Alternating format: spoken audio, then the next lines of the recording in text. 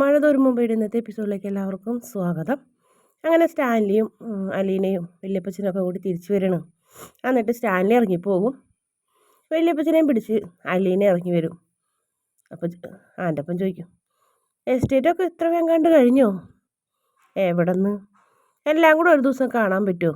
കുറച്ച് കണ്ടു, ഇനിയും സമയമുണ്ടല്ലോ ഇഷ്ടം പോലെ എന്നും പറഞ്ഞു വല്യപ്പച്ചൻ അലീനയുടെ കൈ പിടിച്ച് പതുക്കനെ കയറിപ്പോവും. അപ്പോൾ ഡ്രൈവർ പറയും, ഇതിന് മാത്രം എന്തിട്ട് ഇത്ര അല്ലാണ്ട് ഇവരെ കൊണ്ട് കാണിച്ചു കൊടുക്കാൻ നിൽക്കണേ? എസ്റ്റേറ്റൊക്കെ ചിലപ്പോൾ അവളുടെ പേരിൽ എഴുതിച്ചു കൊടുക്കാനാവും എന്ന് എൻ്റെ ഒപ്പം പറയും. ഒടുവിൽ നമ്മളെ ജോലി പോകുമോ? കണ്ടറിയാം എന്നും പറഞ്ഞ് അയാളും കൈയൊഴിയും. അതിനുശേഷം പിന്നെ കാണിക്കുന്നത് അലീനനോട് സംസാരിക്കുന്നത്, എന്തിനാണ് എല്ലാത്തിനും എതിര് പറയണത്? എന്തുകൊണ്ടാണ് എപ്പോഴും അനാഥാലയം ഓർഫനേജ് എന്നൊക്കെ പറയണേ എന്നിങ്ങനെ ചോദിക്കും. അപ്പോൾ അലീന പറയും, ഞാൻ അവിടെ നിന്ന് വന്നത് കൊണ്ട്. എന്നെ ഇഷ്ടപ്പെട്ടില്ലെങ്കിൽ അവിടെ തന്നെ കൊണ്ടുപോയിക്കോ. എനിക്ക് അവരെ മറക്കാൻ കഴിയില്ല. എൻ്റെ ആയ കാലത്ത് അവരാണ് എനിക്ക് ഭക്ഷണം തന്നത്. ഇപ്പോൾ ഞാൻ സൗകര്യത്തിൽ തിന്നും കൊടുത്ത് നടക്കുമ്പോൾ അവരെ മറക്കാൻ എനിക്ക് കഴിയില്ല. അതുകൊണ്ടാണ് ഞാൻ അങ്ങനെ പറഞ്ഞത്. എന്നെ ഇഷ്ടമില്ലെങ്കിൽ എനിക്ക് പാലാ വരെ പോകാനുള്ള വിശ്വാസം തന്നാൽ മതി, ഞാൻ പൊക്കോളാം എന്നും പറഞ്ഞ് അലീന മുകളിലേക്ക് കയറിപ്പോകാൻ പോവും. അപ്പോൾ സ്റ്റാലി പറയും, ഇവിടുന്ന് പോകണമെന്നാണോ ഞാൻ പറഞ്ഞത്? അതാണോ അതിൻ്റെ അർത്ഥം? എനിക്ക് ഓർഫനേജ് അനാഥാലയം എന്ന് കേൾക്കുന്നതേ തന്നെ ഭയങ്കര ഇറിറ്റേഷനാണ് എന്നും പറയും. എനിക്കത് കേൾക്കുന്നത് സന്തോഷമാണ്. ഇവിടെ എത്ര അനാഥാലയം ഉണ്ട് എന്ന്. അപ്പോൾ വല്യപ്പച്ചൻ എന്നെ ചോദിക്കുന്നത്, മോളെ നിനക്ക് ഇനി എവിടെ പോകണം? പള്ളിയിൽ പോകണോ? ബ്യൂട്ടി പാർലറിൽ പോകണോ? പറഞ്ഞു, എനിക്ക് ഇവിടെ ഏതെങ്കിലും അനാഥാലയം ഉണ്ടോ? പാലായിലുണ്ട്, പിന്നെ അതുപോലെ തന്നെ പല സ്ഥലത്തും ഉണ്ട്, ഞാൻ പോയിട്ടുണ്ട്. ഇവിടെ എവിടെയെങ്കിലും ഉണ്ടെങ്കിൽ അവിടെ പോവാ വല്യപ്പച്ചാന്ന് പറഞ്ഞപ്പോഴാണ് സ്റ്റാൻലി ദേഷ്യപ്പെടുന്നത്. ഇവിടുത്തെ അനാഥാലയം കണക്ക് ആൻ്റെ അപ്പനെ കൊണ്ട് എടുപ്പിക്കാം എന്ന് സ്റ്റാൻലി പറയും. വേണ്ട, എൻ്റെ പപ്പ തന്നെ ചെയ്താൽ മതി എന്ന് പറയും. അതെന്താണ് നിനക്ക് ഇത്ര വാശി? ഞാൻ തന്നെ ചെയ്യണം എന്ന് പറയും. ആ ഓർഫനേജിലുള്ളവരെ ആരും അനാഥരല്ല, എല്ലാവർക്കും കാണും സ്റ്റാൻലി പപ്പയെ പോലൊരു പപ്പയും വൈജയന്തി അമ്മയെ പോലൊരു അമ്മയും. അറിയോ എന്ന് ചോദിക്കും. അതോടുകൂടി നമ്മുടെ സ്റ്റാൻലിയുടെ നാവ് അങ്ങോട്ട് ഇറങ്ങിപ്പോണം. അപ്പോൾ അലീന വീണ്ടും പറയണേ, അതുകൊണ്ട് തന്നെ എനിക്ക് അവരെ സഹായിക്കണം, അതും എൻ്റെ പപ്പ തന്നെ ചെയ്യണം. 23 വർഷം എന്നെ നോക്കിയത് അനാഥാലയമാണ്. അതുകൊണ്ട് 23 വർഷം 10 അനാഥാലയത്തിലെങ്കിലും പപ്പ എന്തെങ്കിലും സഹായം ചെയ്യണം എന്നും പറഞ്ഞ് അലീന പിണങ്ങി മുകളിലേക്ക് കയറിപ്പോവും. പിന്നെ സ്റ്റാൻലി ചോദിക്കുന്നു, ഇവളെന്താ ഇങ്ങനെ?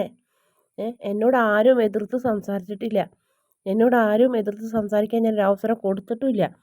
അതിൻ്റെ ഒരു കുറവ് നിനക്കുണ്ട് എന്ന് പറയും. അതിനുശേഷം പിന്നെ കാണിക്കുന്നത് സ്റ്റാൻലി ബ്രാൻഡി ഇങ്ങനെ കുടിക്കണ്. അപ്പോൾ അവതക്കുട്ടി ചായ മണ്ടറി, നീ നേരത്തെ തുടങ്ങിയോ എന്ന് ചോദിക്കും. തുടങ്ങി എന്ന് പറയും. അപ്പച്ചൻ ഒഴിക്കട്ടെ എന്ന് ചോദിക്കും. എനിക്ക് വേണ്ട. അതെന്താ? കുടിച്ചിട്ട് അവളത്തേക്ക് പോകാൻ പേടിയാലേ എന്ന് ചോദിക്കും. പിന്നെ എനിക്ക് അവളെ പേടിയൊന്നും ഉണ്ടായിട്ടൊന്നുമല്ല, യാത്ര ചെയ്തു വന്നതല്ലേ, ഒന്ന് കെടുക്കണം അത്രേ ഉള്ളൂ, ക്ഷീണമുണ്ടെന്ന് പറയും. എടാ, നീ അവളോട് പിണങ്ങൊന്നും വേണ്ട.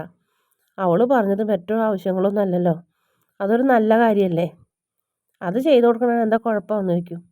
ഞാൻ പറഞ്ഞില്ലേ, എനിക്ക് അനാഥാലയം എന്ന് കേൾക്കണത് എന്നെ ദേഷ്യമാണെന്ന്. അത് പറഞ്ഞിട്ട് കാര്യമില്ല, അവൾ അവിടെ അല്ലായിരുന്നോ എന്ന് പറയും. അതുകൊണ്ടാണ് അവളുടെ മനസ്സ് അങ്ങനെ, അത് പെട്ടെന്ന് നമുക്ക് മാറ്റിയെടുക്കാൻ പറ്റില്ല. അപ്പച്ചൻ്റെ ചിന്നമ്മേരെ മുഖം പാടിയപ്പോൾ അപ്പച്ചൻ അതും പറഞ്ഞ് വന്നതാണല്ലേ എന്ന് ചോദിക്കും. 2 ദിവസത്തിന് മുന്നേ വരെ എൻ്റെ ഈ മോളെ ഇവിടുന്ന് പറഞ്ഞയക്കണം എന്ന് പറഞ്ഞ് വന്നതല്ലേ അപ്പച്ചൻ? എന്തെങ്കിലും നക്കാപ്പിച്ച് കൊടുത്ത് അനാഥാലയത്തിൽ കൊണ്ടാക്കണം എന്ന് പറഞ്ഞതല്ലേ? അതും പോരാഞ്ഞിട്ട് പിന്നൊരു കാര്യം കൂടി ഞാൻ ചോദിക്കട്ടെ അപ്പാ, അപ്പച്ചനൊക്കെ കൂടിയല്ലേ എൻ്റെ മോൾക്ക് ഇങ്ങനെ ഒരു ഗതി വരുത്തിയതും എന്ന് ചോദിക്കും. അപ്പോൾ അവളിങ്ങനെ ഓരോ കാര്യങ്ങൾ ചോദിക്കുമ്പോൾ ചിലർക്ക് പൊള്ളും ചിലർക്ക് കൊള്ളും അല്ലേ എന്ന് ചോദിക്കും. അതെ, ഞാൻ തന്നെയാണ് ഇങ്ങനത്തെ ഒരു അവസരം ഉണ്ടാക്കിയത്, സമ്മതിച്ചു. അന്ന് ആ പ്രായത്തിൽ എനിക്ക് തെറ്റുപറ്റി എന്ന് കരുതി ഇപ്പോൾ അത് തിരുത്തുന്നതുകൊണ്ട് കുഴപ്പമില്ലല്ലോ, ഇപ്പോൾ അത് തിരുത്താനല്ലേ അവൾ പറയണേന്ന് പറയും. അങ്ങനെ സ്റ്റാൻലിനോട് ദേഷ്യപ്പെട്ടു വല്യപ്പച്ചൻ ഒരു തുള്ളി പോലും കുടിക്കാണ്ട് വല്യപ്പച്ചൻ പോകും. അതിനുശേഷം പിന്നെ കാണിക്കുന്നത് വൈജയന്തിനാണ്. വൈജയന്തി ജോലിക്കാരിക്കുള്ള വഴി പറഞ്ഞു കൊടുക്കണം. 2 മിനിറ്റ് കഴിയുമ്പോൾ ഓട്ടോ വന്നിട്ടുണ്ട്. ഒരു ജോലിക്കാരി ഇറങ്ങി വരും, സുനിത എന്നാണ് പേര്. ഒരു ചെറിയ കവർ മാത്രമേ ഉള്ളൂ, നിൻ്റെ ഡ്രസ്സൊന്നും ഇല്ലേന്ന് ചോദിക്കും. ഓ ഇതിലുണ്ട്, ഇനി ഇവിടുന്നത് വല്ല ചുരിദാറോ നൈറ്റിയോ തന്നാൽ ഇനി ഇവിടുന്നത് വല്ല ചുരിദാറോ നൈറ്റിയോ തന്നാൽ ഞാൻ ഇട്ടോളാന്ന് പറയും. ആ അതാലോചിക്കാം, കയറി വാന്ന് പറയും. എന്നിട്ട് അകത്ത് കയറി ഈ വീട് ഞാൻ കണ്ടിട്ടുണ്ട് ഒരുപാട് തവണ, ഈ വീട്ടിലേക്ക് വരുന്നതെന്ന് എനിക്ക് അറിയില്ലായിരുന്നു കേട്ടോ എന്ന് പറയും. ഞാൻ പിന്നെ ബബിതനെ വിളിക്കും. ബബിതേ നീ അവിടെ എന്തെടുക്കാ? ഞാൻ ബജി ഉണ്ടാക്കി കൊടുക്കുക. ആ ഇതാണ്, ഇന്നും കൂടെ നീ ഉണ്ടാക്കിയാൽ മതി അടുക്കളയിൽ, നാളെ തുടങ്ങി സുനിത ചെയ്തോളും. ഇതാരാ, പുതിയ സെർവൻ്റാ? ആ ഇവിടെ ഒരു സെർവൻറ്റിൻ്റെ ആവശ്യമുണ്ടോ അമ്മയെന്ന് ചോദിക്കും. ആ ഉണ്ട്, നിങ്ങളിവിടെ അടുക്കളയിൽ കിടന്ന് കഷ്ടപ്പെടണ്ട എന്നും പറയും. അതിനുശേഷം കൃഷ്ണനെയും വിളിക്കും. കൃഷ്ണൻ എന്തെടുക്കുക? ചായ വയ്ക്കാന്ന് പറയും. ആ ദേ പുതിയ സെർവൻ്റാ, ഇനി ഇവിടുത്തെ കാര്യങ്ങളൊക്കെ ഇവള് നോക്കിക്കോളും എന്നും പറയും. ശരി അമ്മയ്ക്ക് ചായ എടുക്കാമെന്ന് പറഞ്ഞ് കൃഷ്ണ പോയി ചായ എടുക്കും. അവരെല്ലാവരും കൂടെ കുടിക്കാൻ എടുക്കണം. അപ്പോൾ സുനിതയോട് പറയും, നീ വേണമെങ്കിൽ ഒരു കപ്പ് എടുത്തോ എന്ന് പറയും. അങ്ങനെ സുനിതയ്ക്കും ഒരു കപ്പ് ചായ വേഗം സുനിത എടുത്ത് കുടിക്കണം. അപ്പോൾ ബാലചന്ദ്രൻ ആ നേരത്ത് വരും. അപ്പോൾ കൃഷ്ണ മോള് പറയും, അച്ഛാ ചായ എന്ന് പറയും. അങ്ങനെ ചായ എടുക്കുമ്പോൾ സുനിതനെ നോക്കും. ഇതാരാന്ന് ചോദിക്കും.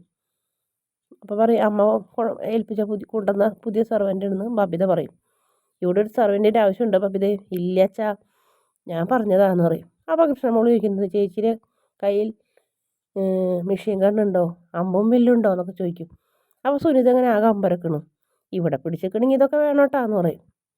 നീ ഇവളെ പേടിപ്പിച്ച് ഓടിക്കാൻ നോക്കണ്ടേന്ന് കൃഷ്ണനോട് ദേഷ്യപ്പെട്ട് ചോദിക്കും. അതിനുശേഷം പിന്നെ കാണിക്കുന്നത് ബബിത ടി വി ആണ്. അപ്പോൾ നമ്മുടെ വൈജയന്തി വന്ന് വിളിക്കുന്നു. കുറേ വിളിക്കുമ്പോൾ കേൾക്കാണ്ടാവുമ്പോൾ ഫോൺ ടി വി വന്ന് ഓഫ് ചെയ്യും. എന്ത് പണിയാണ് അമ്മി കാണിച്ചതെന്ന് ചോദിക്കും. എത്ര നേരമായിട്ട് നിന്നെ വിളിക്കണേ, ഭക്ഷണം കഴിക്കാൻ വായോ എന്ന് പറയും. കൃഷ്ണയോ എന്ന് പറയും. അവിടെ അകത്തുണ്ടെന്ന് പറയും. അവളെ വിളിക്കുമെന്ന് പറയും. കൃഷ്ണേ കൃഷ്ണേ കൃഷ്ണൻകുട്ടി എന്ന് വിളിക്കും. എന്തുട്ട് വിളിയേണ്ടി വിളിക്കണത്, കൃഷ്ണൻകുട്ടിയോ എന്ന് ചോദിക്കും.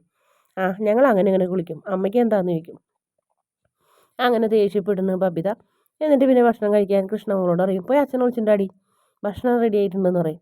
മുകളിലേക്ക് പോകാൻ എനിക്ക് മടിയാവുമെന്ന് പറയും. പോയിട്ട് വാന്ന് ബബിത പറയുമ്പോൾ വേഗം പോവും. രോഹിയെ വിളിച്ചോളാൻ പറയും. അങ്ങനെ അച്ഛനും മോനും കൂടെ ഇറങ്ങി വരും. താഴത്തെ എല്ലാവരും ഭക്ഷണം കഴിക്കാൻ റെഡിയായി നിൽക്കണം. അപ്പോൾ രോഹിത് പറയും, അച്ഛാ എനിക്ക് ബൈക്കൊന്ന് പുതിയതുമായിട്ട് മേടിച്ച് തരണോട്ടാന്ന് പറയും. എത്ര വർഷമായി എന്ന് ചോദിക്കും.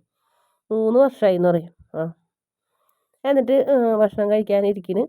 എന്നിട്ട് എല്ലാവർക്കും പ്ലേറ്റ് സുനിത കൊടുക്കും. അപ്പോൾ എല്ലാവരും ഭക്ഷണമൊക്കെ അങ്ങോട്ടും ഇങ്ങോട്ടൊക്കെ വിളമ്പിരിക്കുന്നു. അപ്പോൾ വൈജയന്തി സ്നേഹത്തോടെ പിടിച്ചിരുത്തുന്നു നമ്മുടെ ജോലിക്കാരിയെ. നീ ഇരിക്കടി, നീ വെറുതെ വായ നോക്കിക്കണ എന്തിനാ, നീയും കൂടി ഞങ്ങളെ കൂടി ഇന്ന് കഴിച്ചോ എന്നും പറയും. അങ്ങനെ സുനിത അത് കേട്ടതോടുകൂടി വേഗം ഇരുന്ന് പ്ലേറ്റൊക്കെ എടുക്കണ്. അപ്പോൾ ബാലചന്ദ്രൻ അത് ഇഷ്ടപ്പെടുന്നില്ല. ബാലേന്ദ്രനല്ല, മക്കൾക്കും അത് ഇഷ്ടപ്പെടുന്നില്ല. കാരണം അലീനനെ ആട്ടി ഓടിച്ച ആൾ മറ്റൊരു പെണ്ണിനെ അവിടെ ഇരുത്തുന്നുണ്ടപ്പോൾ ബാലചന്ദ്രൻ പ്രതികരിക്കുന്നു.